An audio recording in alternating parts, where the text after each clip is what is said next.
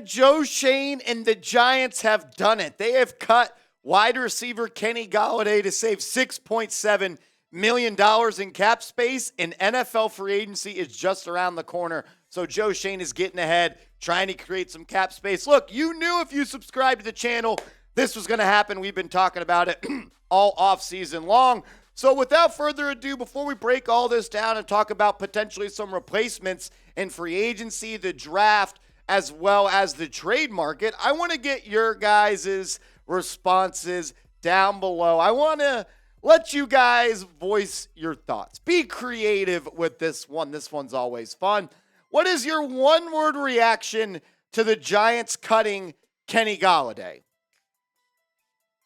Finally, yes, thank you, about damn time. These are a lot of words, but I want to limit you to one word. What's your one-word reaction to the Giants finally cutting Kenny Golladay? It just did not work for Kenny Golladay with the New York Football Giants. Only played 2 seasons with them, but it felt like a terrible career, and it felt like year after year. 2021 didn't play too bad, but he damn sure didn't play good. Played in pretty much every game, had 37 grabs for 521 yards, but didn't score a touchdown. And he didn't score his first and only touchdown with the Giants until the last game of the 2022 season, where he mossed Darius Slay in the end zone.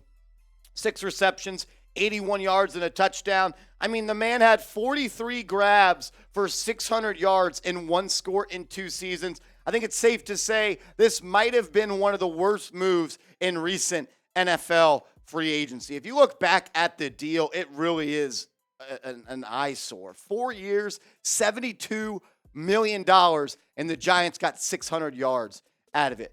Why did they cut him? Because they're going to save $6.7 million in cap space. It will not be official until March 15th, which is the first day of the new league year. So the Giants are going to go into free agency now with about $53 million in cap space. We have a video coming out later this week talking about how the Giants can get up to $70 million in cap space. It happened. Kenny Golladay is no longer a part of the Giants. It's not all his fault. Most of it is. He's just not that good of a football player anymore. He was always a fringe athlete, and then he got the injuries stack up, lost a step, and then he became a below-average athlete, and that type of style just really doesn't fit his game. This is why you subscribe, though, to the channel, because when news comes out, we get you guys a video as soon as possible. Hit that sub button, and also make sure to turn on your notifications. It's the bell icon. Looks just like that right here. You know what I'm talking about. Click that and select all, because the offseason is the time where breaking news happens 24/7, and you're never going to want to miss a video. You don't want to be the guy next week at the barber shop saying maybe Kenny Golladay could be traded when he's already been cut. Hit that sub button so you're not out of the know. When you take a look now at what the Giants have left at the wide receiver depth chart, it's slim pickings, because Darius Slayton, Richie James, Sterling Shepard, and Marcus Johnson are all free agents. So you only have 3 wide receivers on the roster. Isaiah Hodgins, who you just re-signed, Wan'Dale Robinson, who's coming off a torn ACL, and Colin Johnson, whose Achilles was ruptured prior to the 2021 season. So you have 1 player on your roster that could really play in a football game right now if they had to, and that's Isaiah Hodgins. Should it have been Kenny Golladay? Could he have been the number 1 receiver for the Giants? We all thought so. I was wrong about this too. I thought it was going to be a good move for Dave Gettleman. You get a 6'4" wide receiver, be that big body threat on the outside for Daniel Jones. Maybe Golladay is the Plaxico Burress to what Burress was to Manning for Jones. It didn't work out. It's unfortunate. The Giants did decide to cut bait and move on. It was really their only option at this point. Could have saved a little bit more cap space if you traded him, but I don't think there were really many buyers out there looking to give up draft assets for a guy like Golladay, so he's cut, and the Giants saved $6.7 million. We'll look at free agency, the draft, and trade targets to replace Kenny Golladay coming up in a second, but first, I want to make sure you guys are hooked up with our proud sponsor, Fume. Go to tryfume.com/chatsports and use code chatsports to get 10% off the Journey Pack when you get started today. We all have bad habits, and we certainly know how hard they can be to kick those bad habits. Our sponsor, Fume, is on a mission to accelerate humanity's breakup from the bad habits that consume far too many of us. Fume is a natural diffusive device that uses plants and behavioral science to help you trade out your negative habits for a positive one. I didn't expect much out of Fume, when I got it, but the flavors are awesome. The Journey Pack comes with 3: crisp mint, maple pepper, and white cranberry. They're going to have a flavor for whatever you like. I'm a big fan of the crisp mint. The minty sensation is really awesome. You also get 10% off the Journey Pack when you order today when you use the code ChatSports. I do want to be very crystal clear about this. Fume is not a vape. It's a non-electronic device designed to transform your negative habits. The easiest way to stop a bad habit is to switch to a positive one, and Fume is designed perfectly to do just that. Head to tryfume.com/chatsports and use code ChatSports to save 10% off when you get the Journey Pack today. That's tryfum.com/chatsports. The link is right here. It's also in the comments and description below this video. Get started with Fume today. You'll thank me later. Some free agent targets. There's more, but these are 3 guys that are atop of the board. Alan Lazard, formerly of the Green Bay Packers, is going to be one of the most high-priced and highly targeted wide receivers in free agency. Then you got a guy like DJ Chark, who is an explosive wide receiver on the outside, is really a deep threat, but he's kind of got some injury issues. He missed a couple of games last year for the Lions, wasn't banged up a little bit for the Jags during his career. Not really all that interested in Chark. I want smart, tough, and dependable, just like Joe Shane. If you can't play football, I don't want you. This guy, he hasn't played football in quite some time, and that is Michael Thomas of the New Orleans Saints. We know that Thomas is one of the best wide receivers when healthy in the NFL. But when you have to say when healthy, that's a bad sign. The best ability is availability. If you're not available, you're not going to be very productive. Thomas, he'd be great in Madden if you turned off injuries, but I don't know if you can do that in real life. If you can, maybe Joe Shane needs to figure out how.